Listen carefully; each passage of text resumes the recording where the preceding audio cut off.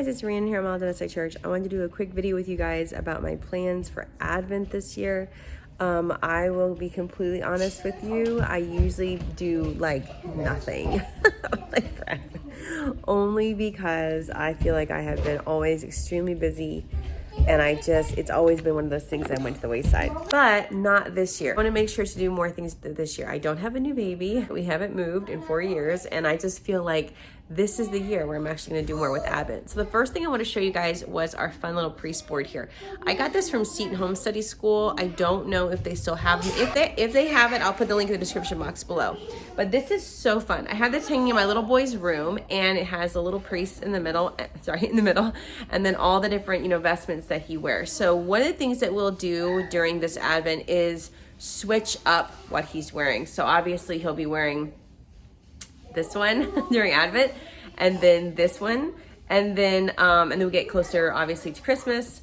This one, if we have anything special days, we'll do that. But this is one of the things, the fun little things that we're gonna be doing for Advent this year. They have this up all year round, but this is the first time that I'll be incorporating this for this year, if that makes sense.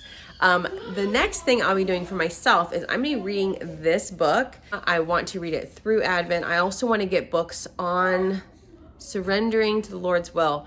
It's something that I find so precious, especially right now in my walk. And so this is the first book of a few probably that I'm gonna be focusing on. And I really wanted to bring that into Advent. Another fun thing I wanna do during this Advent is bring in books by wonderful authors and illustrators. Tasha Tudor is one of my absolute favorite, and I really love this book. It talks about all the different seasons, and so I want to incorporate like our season fun stuff in with Advent this year as well. So this is one of the books that I'll be using. Another thing we're going to be doing that I've never ever done is I ordered this Jessie tree. Now, if you can see from the pictures, it's supposed to be rather large, which I think is going to be super fun, and my little kids are really going to enjoy. And then I also have the sweetest nativity set. I have waited for years to try to find one that I really liked, that I wanted in our home, and that was also like a good price that I felt okay with spending. So I'll be getting out soon, and you'll be seeing it throughout Advent on my channel. But that's one thing we do, is we put out the nativity scene. I put out everything. I don't hold on and not put out baby Jesus, not because I'm like, oh, I don't care, but because I will lose pieces if they're not all together. So I would love to do the whole thing where Jesus isn't here yet, but I'll just have the whole nativity set out and explain it to them. Usually during this time, I purchase a couple of books that usually Sam's has really fun like Advent books and things like that. So I know I'll probably get those things. So we're gonna do the Jessie tree this year, get our nativity set out. I have an Advent like little set of small candles and a little wreath. I put it on one of our counters, and I showed that to you guys last year. I'll do it again this year. And then just make some fun like circle time things with Advent. There are certain feast days that we always celebrate that are kind of big around here. St. Nicholas feast day on December 6th and St. Lucy's feast day on December 13th.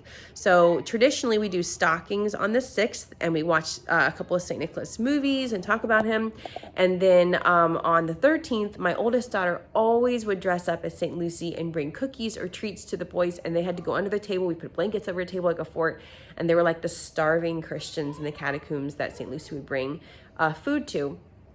Last year, my oldest daughter and my littlest daughter, they both dressed up as St. Lucy. It was so sweet. So I don't know what's going to happen this year because my oldest daughter is getting older, but my little one might just go ahead and take over that tradition if it's time for that, or they can both dress up. I don't know, but we do that. So that's super fun. There's also tons of feast days like December 8th, December 12th. Those are Our Lady's different feast days. I will be starting the St. Joseph consecration on November 8th, and I believe it ends on December. Well, the year of St. Joseph, I think that ends on December 8th. I think that's when it ends. And the consecration is on Our Lady of Loretto. So there's just gonna be things coming up during Advent that personally I want to focus on. And then now also bringing in my littles into the Advent season with these fun, like crafty ideas. One company I would suggest is Dumb Ox Publications. They sent me some stuff last year. I'll link that video in the description box below if you want to check it out. They have some really fun Advent things if you want to check them out, and they're not super expensive. I'll put the link for the Jessie tree. I'll put the link for the Seton Home Study School priest little item. They have tons of stuff over at Seton Home Study School, poster boards, gifts of the Spirit, so many things. If you want to incorporate, you could. So one thing we don't do, at least I haven't as of yet, unless I feel somehow called by the Holy Spirit to do it, but is I've never done one of those things where you take the thorns and, if you do something good, you take it out. If you do misbehave, you put the thorn in. Like, I won't do that personally because, if anybody else wants to do it, no judgment here. That's everyone's family is their own family. But I don't do those type of things because when my kids are little, I really try to focus on just like the mercy of Christ and like the gift of life and of love and of like sacrifice from him to us. And then as they get older and sacrifice starts to make more sense and the giving of like our time and of love starts to make more sense and they can like process it, I do that because I have some kids that if I was to be like, you have to put a thorn in, like if you've like done something wrong, like that would just they would feel like ashamed and like I don't. So those like kind of things I don't really do at Advent. I know some families do it and it works and their children are like, oh, I get it. Like I just don't do those type of things. But I have seen them, and like I said, some families, they work and they're lovely. So I just wanted to kind of put it out there because I know sometimes people do like little things like that and they're like great. And so if that's something that you would like to do, I just don't do those kind of things. I've got to take the nail polish off. It has like been on here forever. But anyway, so that's basically my Advent video, just me kind of talking. But like I said, I will share links in the description box below. And this was a video that was requested. So I wanted to make sure to share with you guys my simple plans for Advent. You guys might be like, this is your Advent plan? This is big for me. Like I've never usually ever really done anything for Advent other than we talk and we sing and stuff because I'm just like, I'm so tired or I have so many things that I'm doing and I just don't, but we always do our feast days. So I will be getting my my curriculum in soon with Waldorf Essentials, and they have some really fun little things to do during this season, like fun crafts and things you can do with the kids for different saint days and for preparing for Christ. And so I think I might pull from that and do like fun little crafting things too with that. And we've been doing circle time lately, so there's just so many things to do. And if you're looking to celebrate Advent but you just don't have the money and you can't go out and buy anything right now, I would really encourage you to go to your library, because in the years where we had like no money at all, I would go to the library and get Advent books and Christmas books and, a stack of construction paper from Walmart, which is like no more than $5, maybe even like $2.50 or something. And with that, you can make all kinds of things. You can make St. Lucy's crown for, not crown, her wreath for her feast day.